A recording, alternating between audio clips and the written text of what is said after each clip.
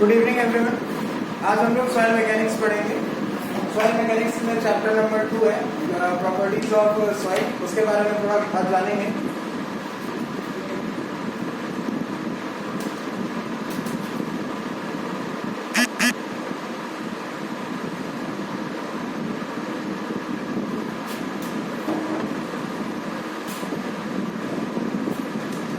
पहले तो हम ये जानते हैं कि सॉइल एक हमारे सिविल इंजीनियरिंग में सबसे बेसिक स्ट्रक्चर होता है, बेसिक मटेरियल होता है जिसके ऊपर हमारे सारे स्ट्रक्चर्स खड़े होते हैं। चाहे वो स्टील का स्ट्रक्चर हो, चाहे वो आरसीसी हो, चाहे वो हमारे हिस्टोरिकल स्ट्रक्चर्स हो जो कि केव्स वगैरह हुआ करते थे, गुफाएं हुआ करती थी। जितना भी आप इंजीनियरिंग मटेरियल इंजीनियरिंग में जाएंगे वो सब आपको एक बेस पर मिलेगा जिसको हम कहते हैं soil. Without soil no civil engineering can exist. तो सबसे पहले हम जानेंगे कि फादर ऑफ सिविल इंजीनियरिंग किसको कहते हैं। Father of civil engineering is father of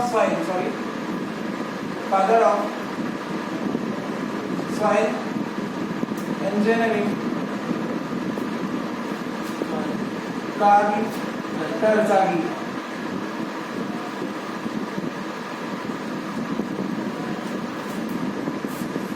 Karl Terzaghi को हम सॉइल का फादर कहते हैं, सॉइल का जनक कहते हैं, सॉइल इंजीनियरिंग का जनक कहते हैं। सॉइल मास में हमारे पास जैसे कि जनरल अगर देखें कोई भी हम सॉइल अगर कहीं से भी उठा कर लाएंगे तो उसमें जनरली 3 चीजें पाई जाती हैं। सॉइल में 3 चीजें क्या पाई जाती हैं?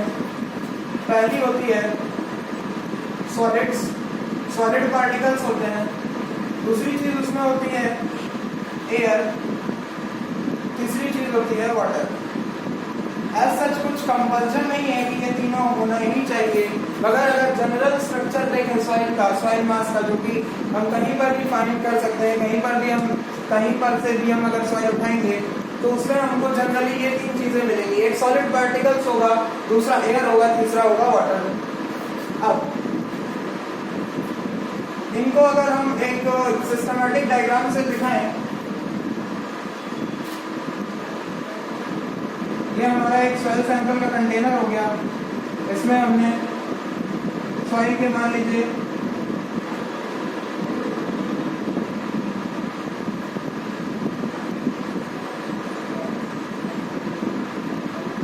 ये सॉलिड पार्टिकल्स हो गए। इसको थोड़ा छोटा कर लेते हैं, काफी बड़ा हो जाएगा।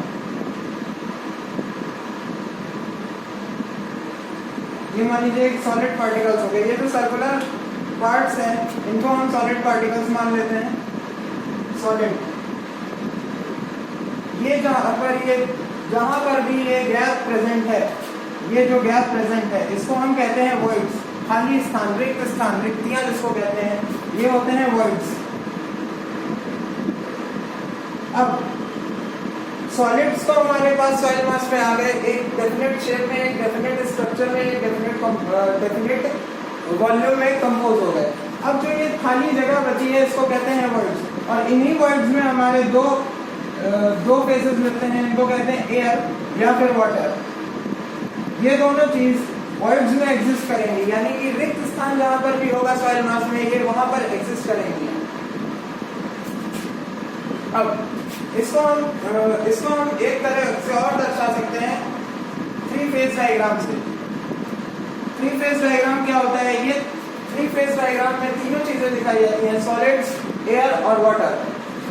सबसे पहले हम नीचे सॉलिड पार्टिकल्स को दिखा देंगे।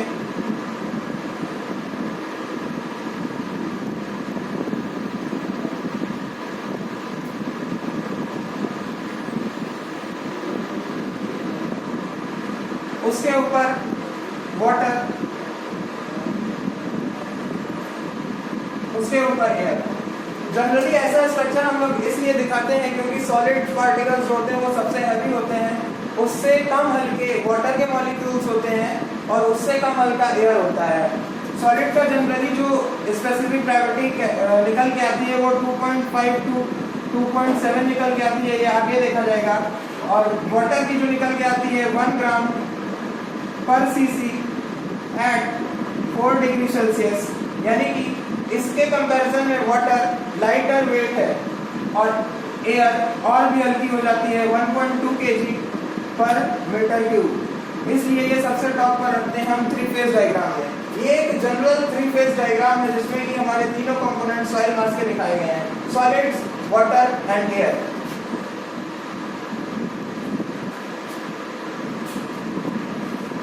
अब इन 3 फेज डायग्राम को, इस 3 फेज डायग्राम को हम दो तरीके से दिखा सकते हैं, जिसमें कि एक बन जाता है हमारा ड्राई सॉइल।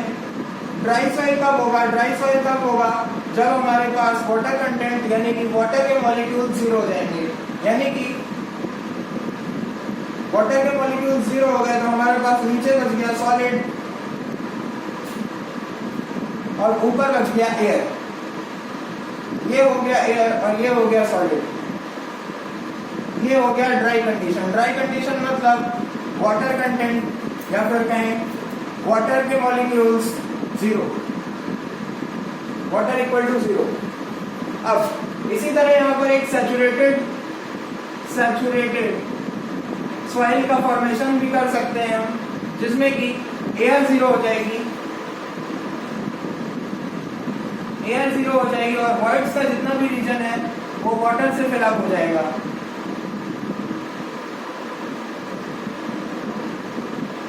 ये हो गए हमारे सॉलिड के जोन, सॉलिड का फेज, और ये हो गया हमारा वाटर।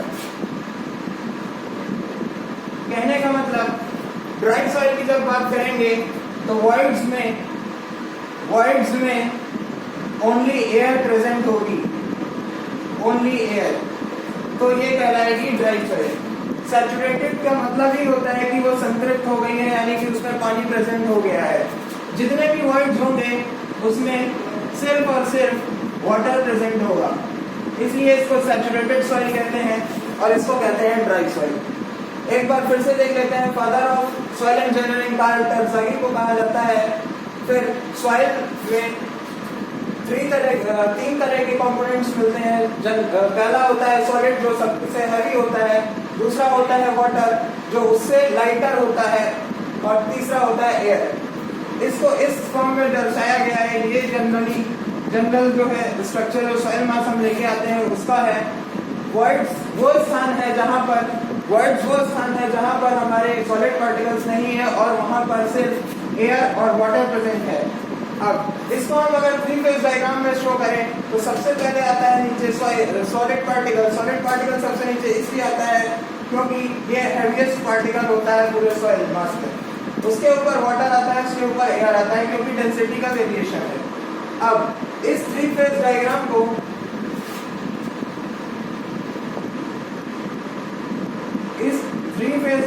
को हम दो तरह से और डिस्ट्रीब्यूट कर सकते हैं। पहला हो गया ड्राई सॉइल।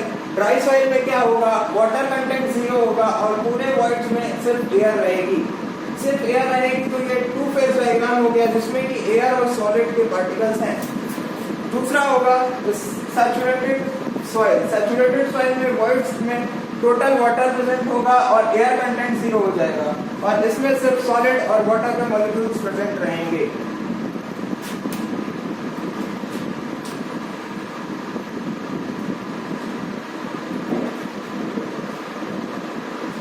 अब एक फ्रेश 3 फेज डायग्राम बनाते हैं, उसमें थोड़ा नोमेनक्लेचर देखेंगे। ये सॉलिड के पार्टिकल्स हो गए, ये वाटर हो गया, ये हो गया हमारा एयर। सबसे पहले हम W लिख लेते हैं।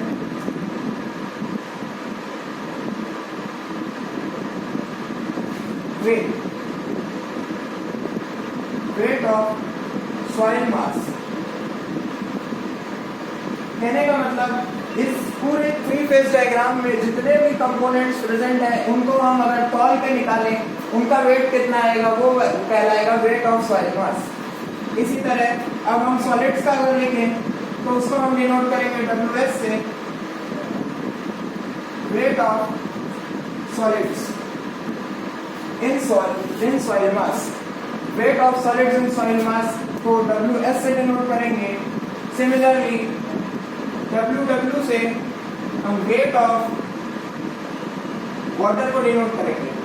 कहने का मतलब इस सॉइल मास में कितना वेट ऑफ वाटर प्रेजेंट है उसको हम WW से या फिर वेट ऑफ वाटर से डिनोट करेंगे। WA हो जाएगा हमारा weight of air, weight of air.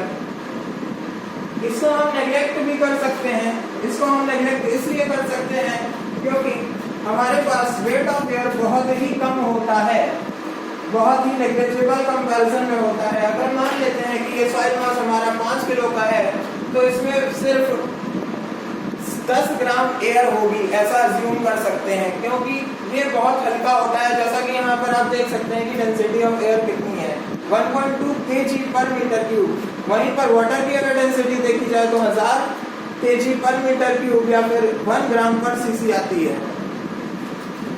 Next चीज पर आते हैं, वॉल्यूम की बात करते हैं। कैपिटल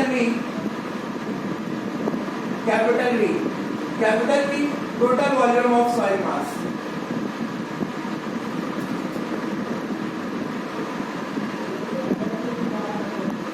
कहने का मतलब इसमें एयर का वॉल्यूम, वाटर का वॉल्यूम और सॉइल सॉलिड्स का वॉल्यूम एडेड होगा।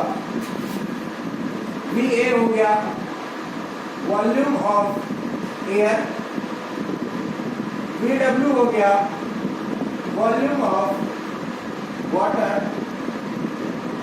और VS हो गया वॉल्यूम ऑफ सॉलिड्स।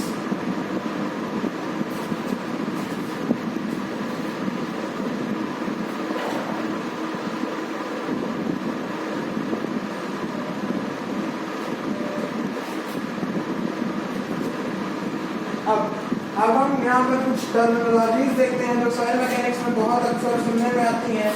जैसे कि पहला हो गया वाटर कंटेंट, दूसरा हो गया वॉइड रेशियो, तीसरा हो गया पोरोसिटी, चौथा हो गया हमारा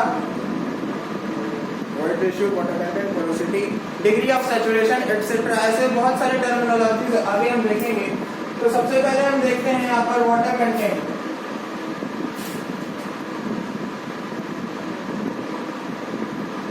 वाटर कंटेंट या फिर कहें मॉइस्चर कंटेंट।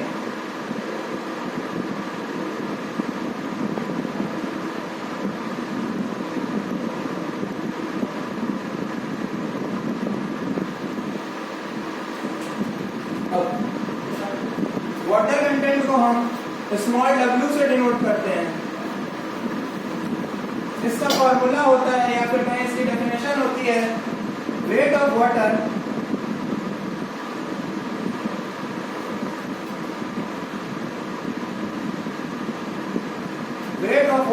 इतने सॉइल मास में जितना पानी प्रेजेंट है उसका वेट कर लेंगे, यानी कि W और सॉलिड्स का जितना वेट है उसका रेशियो, यानी कि weight of water in soil mass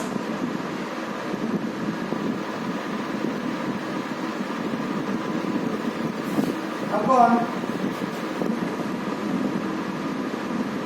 weight of solids in soil मास।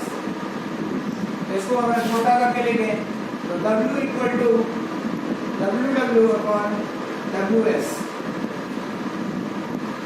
ये हो गया वाटर कंटेंट का फॉर्मूला। वाटर कंटेंट क्या है? Weight of water in soil mass. Weight of water, इतने वाटर का वेट और सॉलिड्स के वेट का अनुपात को हम वाटर कंटेंट कहते हैं, जलांश, जिसको हिंदी में कहते हैं जलांश। Water content is equal to weight of water in soil mass upon weight of solids in soil mass. इसको डिनोट करते हैं WW अपॉन WS से। इसकी एक लिमिट भी होती है,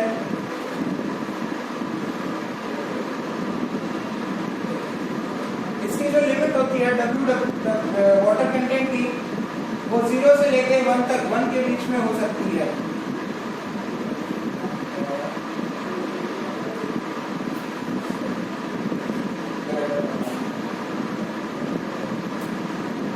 ग्रेटर देन 0 कुछ भी हो सकती है। कैसे इसको समझेंगे? हम इसको समझते हैं। पहला केस लेते हैं, केस 1। इसमें कर देते हैं W upon WS equal to 0। क्या सॉइल में water content equal to 0 possible है?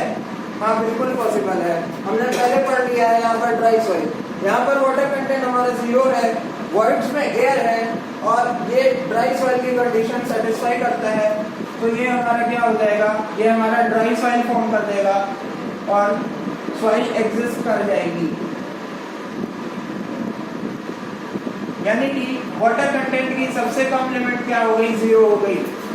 अब दूसरा केस देखते हैं, water weight of water upon weight of solid equal to 1 कर लेंगे जब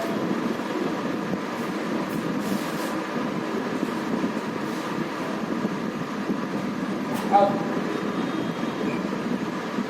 wait of water equal to weight of solids, क्या ऐसा पॉसिबल है कि वेट ऑफ वाटर जो है वो वेट ऑफ सॉलिड्स के बराबर हो जाए? बिल्कुल पॉसिबल है। इतना सॉलिड का जो वेट आएगा उतना ही हम वाटर अगर ऐड कर दें या फिर उस सॉइल मास में प्रेजेंट हो तो हम कह सकते हैं कि weight of water is equal to weight of solids. तो कहने का मतलब है वाटर कंटेंट की ये लिमिट भी परमिसिबल है। और एक तीसरी लिमिट देखते हैं, can water content be greater than 1? Can water content be greater than 1? Battery low है।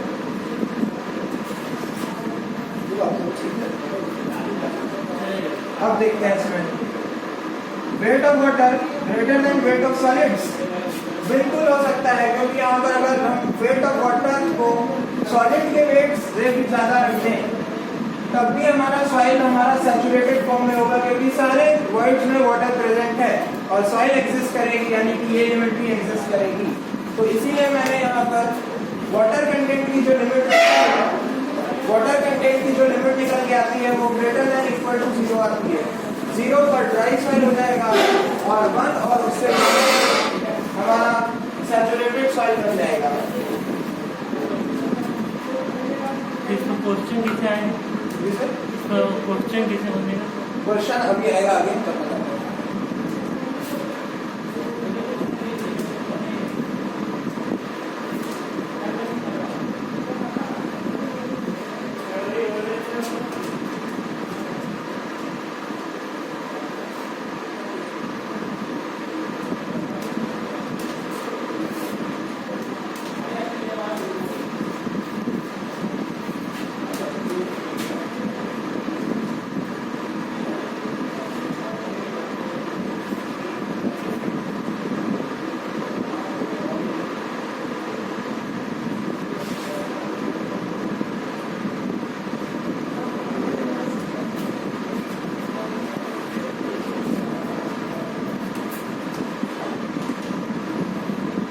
दूसरी चीज देखेंगे यहाँ पर वॉइड रेशियो।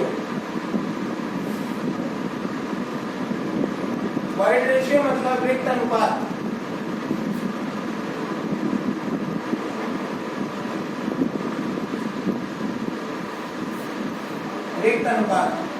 रिक्त अनुपात मतलब सॉइल मास में कितना हमारे पास वॉइड्स प्रेजेंट है उसका एक रेशियो। किसके रिस्पेक्ट में? वॉल्यूम ऑफ सॉलिड्स के रिस्पेक्ट में जो हमारा रेशियो है वॉइड्स का, उसको हम कहते हैं रिक्त अनुपात। ये वाटर हो गया, ये एयर हो गया, ये सॉलिड हो गया। एयर का वॉल्यूम हमने मान लिया VA था, वाटर का माना था VW, सॉलिड का माना था VS।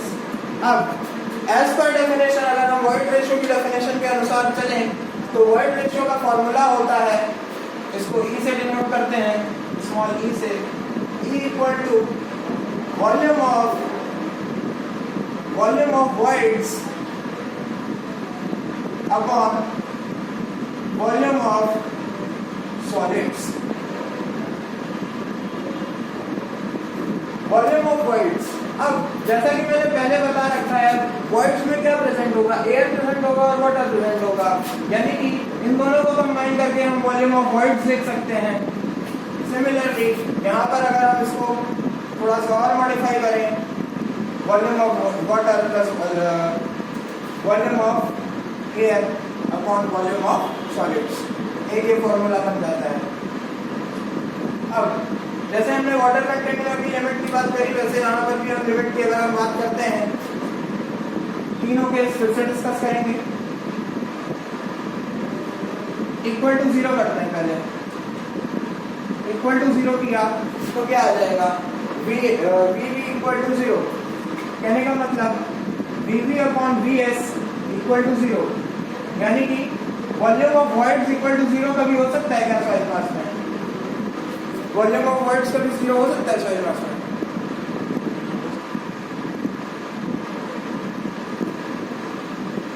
वॉल्यूम ऑफ वॉइड्स कभी भी 0 नहीं हो सकता, क्योंकि हमने पहले ही पढ़ रखा है सॉइल 3 कंपोनेंट्स को एग्जिस्ट कराती है जनरली। अगर 3 नहीं तो 2 हमेशा एग्जिस्ट करेंगे। 2 कौन से होंगे? या तो एयर होगा या तो वाटर होगा, और दोनों के साथ में सॉलिड होगा, और इन दोनों को कहते हैं वॉल्यूम ऑफ वॉइड्स। इन दोनों को कहते हैं वॉल्यूम ऑफ वॉइड्स। अगर वॉल्यूम ऑफ वॉइड्स ही नहीं होगा तो ये सॉलिड बन जाएगा, और सॉलिड के बाद हमको मिल जाएगा रॉक, और ये सॉइल नहीं होता है। ये क्वेश्चन आया हुआ है गेट में, ये क्वेश्चन गेट का है। ठीक, दूसरी चीज कहने का मतलब वॉइड रेशियो कभी भी 0 नहीं हो सकता, पहली चीज। दूसरी चीज इक्वल टू 1 करते हैं, volume of voids upon volume of solids equal to 1।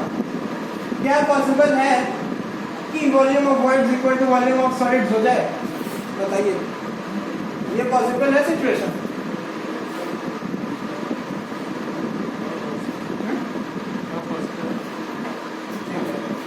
Volume of voids volume of solids के बराबर हो जाए तो ये सिचुएशन पॉसिबल है, क्योंकि उसमें हो सकता है कि वाटर भी प्रेजेंट हो और एयर भी प्रेजेंट हो, और इससे कुछ फर्क नहीं पड़ता कि कितना वॉल्यूम ऑफ वॉइड्स वहां पर एग्जिस्ट कर रहा है। अगर वॉल्यूम ऑफ वॉइड्स के बराबर वॉल्यूम ऑफ सॉलिड प्रेजेंट है तो वो सॉइल एग्जिस्ट करेगी। कहने का मतलब वॉइड रेशियो की ये लिमिट एग्जिस्ट करेगी। अभी तक हमारा कंक्लूजन क्या निकला? E not equal to 0, E equal to 0 permissible, और तीसरा कंडीशन देखते हैं ग्रेटर देन 1। ग्रेटर देन 1 मतलब VV upon VS equal to greater than 1। Greater than 1 का मतलब यानी कि volume of voids greater than volume of solids बिल्कुल एग्जिस्ट करता है। वॉल्यूम ऑफ सॉलिड्स से ज्यादा अगर वॉल्यूम ऑफ वॉइड्स हो गया तो बिल्कुल सॉइल मास एग्जिस्ट करेगा। इसका एग्जांपल सबसे अच्छा है दलदली भूमि, दलदले क्षेत्र। वहाँ पर पानी बहुत एक्सेस में होता है और सॉइल मास बहुत कम क्वांटिटी में होता है, और सॉइल वहाँ पर एग्जिस्ट करती है। कहने का मतलब E greater than 1 is possible. तो अगर हम E की लिमिट लिखें, E की लिमिट ग्रेटर देन 0 होगा तो रॉक बन जाएगा मगर सॉइल नहीं बनेगा। ग्रेटर देन 0 कुछ भी वैल्यू पॉसिबल है। इसी तरह इस पे एक क्वेश्चन आया हुआ है, वो पोरोसिटी से भी रिलेटेड है, इसलिए उसको आगे देखेंगे। तो यहाँ पर हमारा जो वर्ड रेशियो का कॉन्सेप्ट है, word ratio is always greater than 0, ये पता चलता है। तीसरा चीज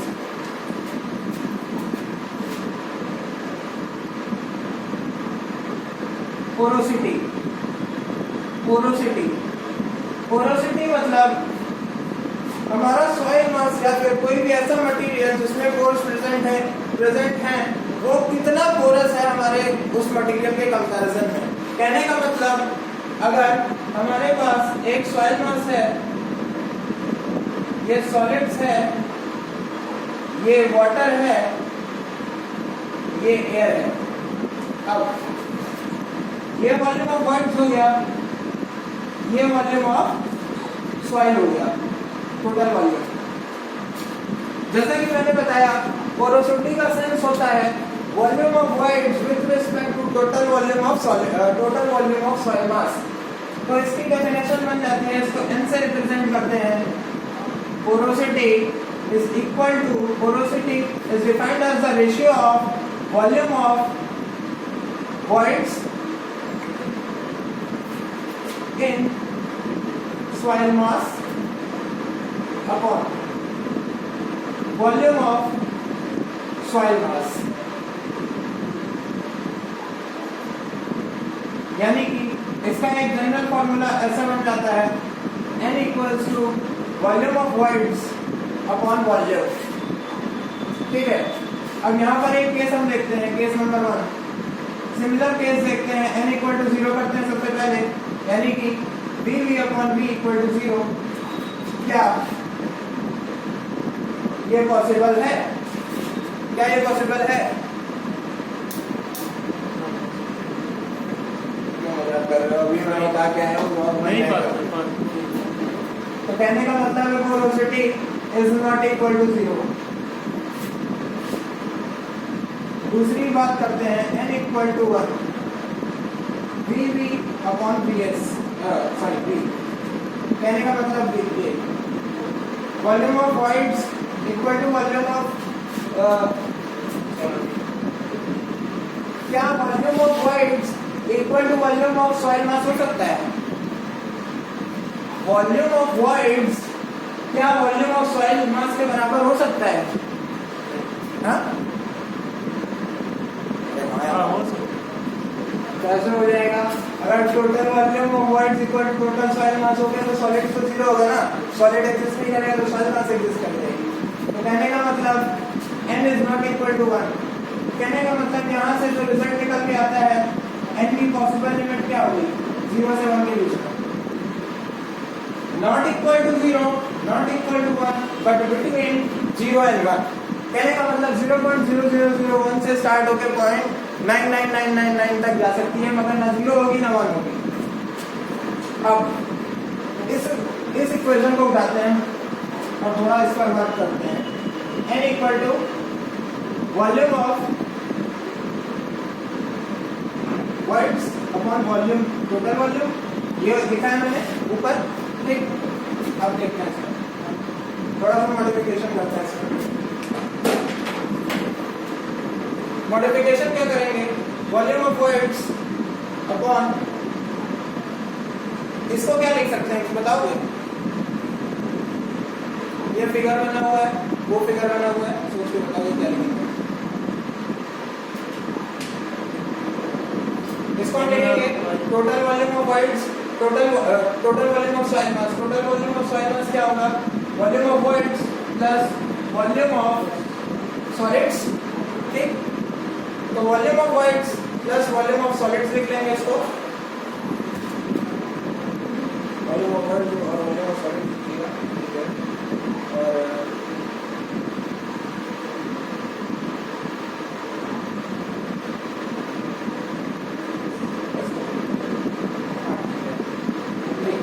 अब VV, अब यहाँ से VS कॉमन ले लेते हैं, वॉल्यूम ऑफ सॉलिड्स को हम कॉमन ले लेते हैं, इसको थोड़ा सा इजी लिख लेते हैं। Volume of voids upon volume of void plus volume of solid. अब यहाँ पे हम VS कॉमन ले लेंगे तो क्या बचेगा? नीचे VS बाहर आ गया, ब्रैकेट में VV अपॉन VS प्लस 1, इतना बचेगा। ठीक है, अब हमने ऊपर पढ़ रखा है VV अपॉन VS का फॉर्मूला क्या होता है बताओगे? VV upon VS, VV upon VS E equal to VV upon VS, volume of voids upon volume of solids. तो इसको लिख सकते हैं ऐसे। तो यहाँ से क्या हो गया? Porosity is equal to E upon 1 plus E। ठीक, अब इसी को रिजॉल्व करके एक और फॉर्मूला हमारा बन जाता है, E equal to n upon 1 minus n। इन फॉर्मूला पर कम से कम 15 से 20 बार एसएससी क्वेश्चन रख चुका है, हर एग्जाम में 2 क्वेश्चन दिखते हैं। अब क्वेश्चन की बात कर रहे थे तो अब एक क्वेश्चन कर लेते हैं। क्वेश्चन है, if the void ratio is 3, then find the porosity of the soil mass। चलिए सॉल्व करिए, आंसर बताइए।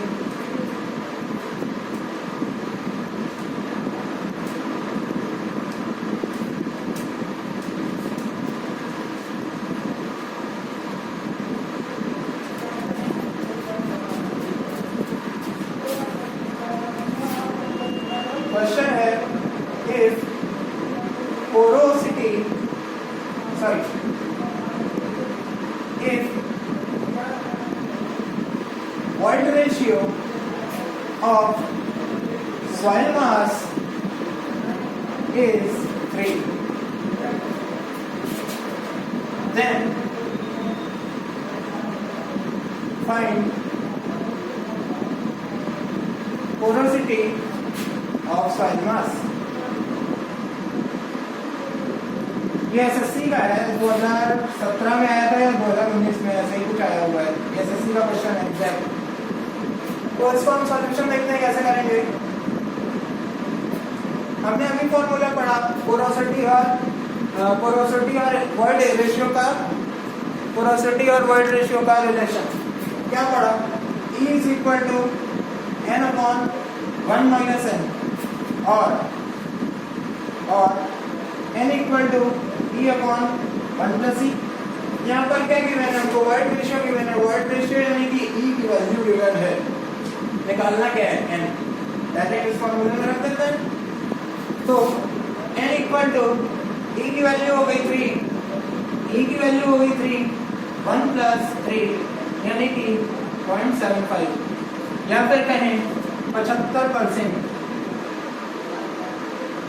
कहने का मतलब एक सॉइल मास जो है अगर उसका क्वांटिटी 100% मान ले तो उसमें से 75% वॉइड्स हैं, सिर्फ 25% सॉलिड्स हैं। ये होता है पोरोसिटी। अभी इसी को इंटरलिंक करके अगर हम देखें वॉइड रेशियो की, वॉइड रेशियो जो मैंने बताया था, क्या बताया था, volume of voids upon volume of solids. Volume of voids कितना है, 75% है, अपॉन सॉलिड्स कितना है, 25% है। यानी कि इसको काटेंगे तो 3 ही तो आएगा। ये क्वेश्चन था, क्वेश्चन ये था, ये मैंने अपनी तरफ से ऐड किया एग्जांपल समझाने के लिए। नेक्स्ट क्वेश्चन अगर देखें,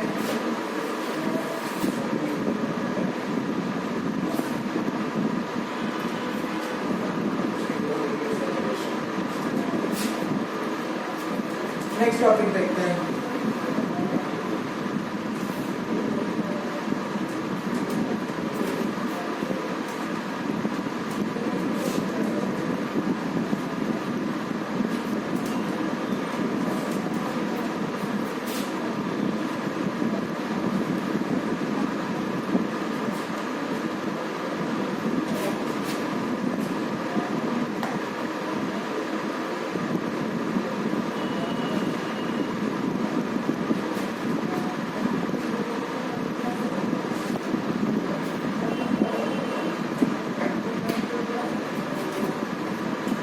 चौथी प्रॉपर्टी आती है हमारी डिग्री ऑफ सैचुरेशन।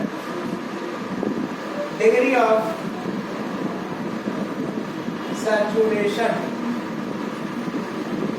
जिसको हम एस से डिनोट करते हैं।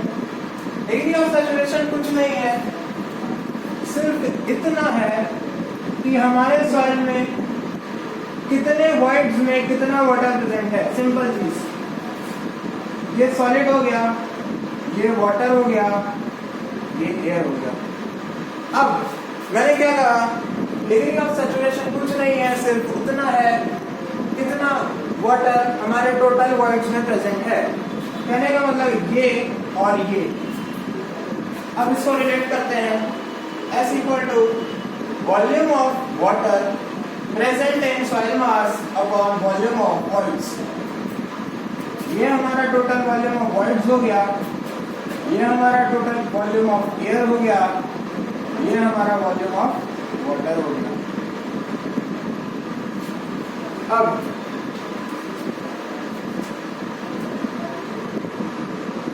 Degree of saturation is equal to volume of water present in soil mass upon volume of voids. अब इसके लिए भी केस बनाते हैं, S इक्वल टू 0 करते हैं। यहाँ से directly volume of water equal to 0 आएगा, volume of water equal to 0 आएगा, यानी कि मतलब कौन सी सॉइल बनेगी, ड्राई सॉइल बनेगी, क्योंकि वाटर एकदम 0 हो गया, सिर्फ क्या बचा, सॉलिड बचा और एयर बचा, यानी कि ड्राई सॉइल फॉर्म कर जाएगा। और S की वैल्यू इक्वल टू 0 परमिसिबल है, ठीक। दूसरा केस s इक्वल टू 1, यानी कि volume of water is equal to volume of whites.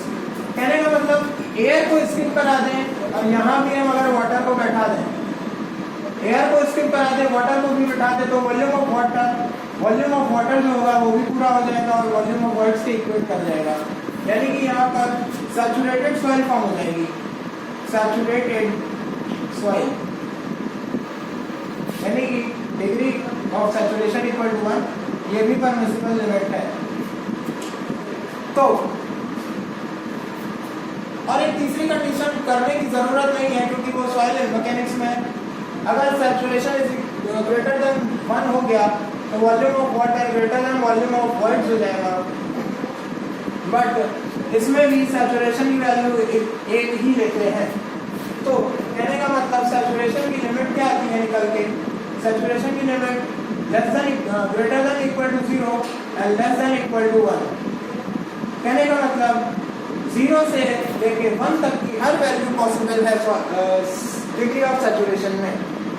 अब ये हो गया। अब इसका एक ग्राफ होता है, डिग्री ऑफ सैचुरेशन का एक ग्राफ होता है लीनियर वेरिएशन का। यहाँ पर वाटर कंटेंट होता है,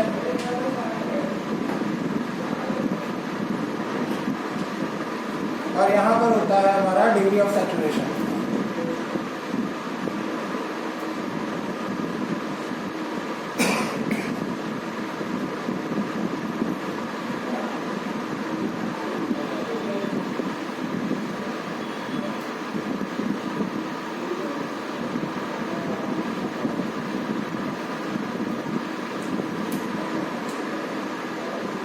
ये मान लेते हैं 0 है, W1 वाटर कंटेंट है, W2 हो गया, W3 हो गया, W4 हो गया।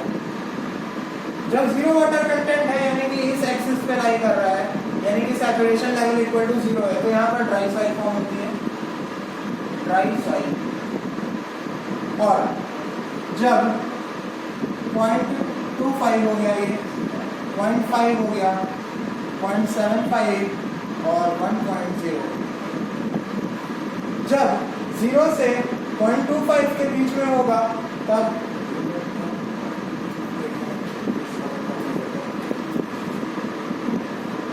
ड्राई हो गया, humid, damp, moist, wet and saturated. 0 से 25% या फिर 0 से 0.25 होगा तो ह्यूमिड होगा, ह्यूमिड यानी कि नम होगा। 0.25 से 0.50 के बीच में हुआ तो डैम्प होगा, यानी कि उसमें नमी और बढ़ गई। 0.50 से 0.75 के बीच हुआ तो इसको मॉइस्ट कहेंगे। मॉइस्ट यानी कि सब हल्की नमी, उससे ज़्यादा, फिर उससे ज़्यादा। और 0.75 से 1 के बीच हुआ तो उसको कहेंगे वेट, यानी कि गीली मिट्टी। और जब इक्वल टू 1 होगा तो उसको सैचुरेटेड सॉइल कहेंगे।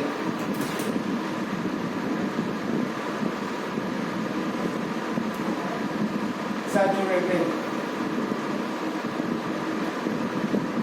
इस पर क्वेश्चन आया हुआ है, ये पूछा था, डायरेक्ट स्टेटमेंट से पूछा था कि give the range of water content या फिर give the range of degree of saturation for moist soil.